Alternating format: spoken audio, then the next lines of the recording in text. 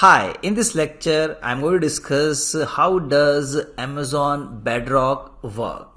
And here you can see I have created a figure, and that figure is going to help you to understand the process of accessing any foundation model via a service that is Amazon Bedrock. So here you can see a user who wants to access the foundation model for creating their generative AI applications. So we know that if you want to access any one of the foundation model which is available in the AWS, you can access via the Amazon Bedrock. So very first requirement is that you must have an access to the AWS account, and then go to the Amazon Bedrock and then request for the foundation model. And once you get the approval for that specific model, then you can start using that model. So let's understand this one. So here user can access the Bedrock service through the AWS console, CLI or AWS SDK.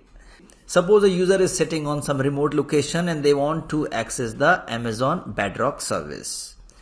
And then users make an API request via Bedrock APIs, including specific configuration parameters that you can see in this PPT. For example, let's say a prompt request that plan a 5-day trip of London.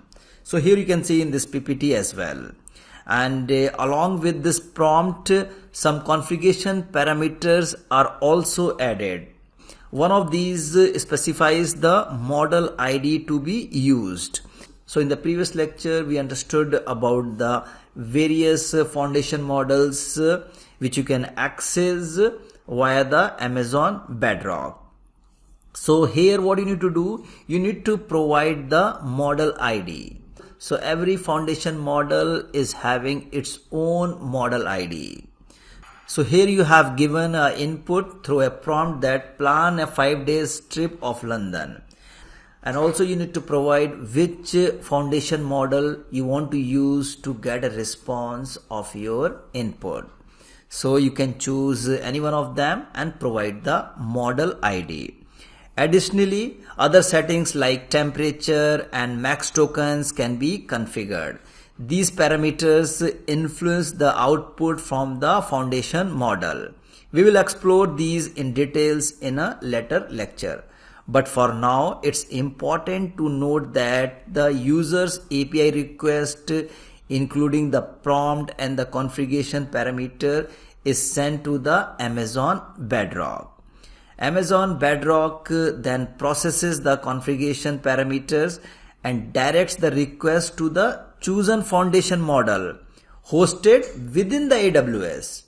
For instance, if the model ID is set to Anthropic Cloud, the request will be routed to that model. Likewise, if another foundation model is specified, the request will go to that model based on the configuration. And then it will respond back, and that response is the output of your input. So I hope you got some idea how does Amazon Bedrock work at a high level. So thank you.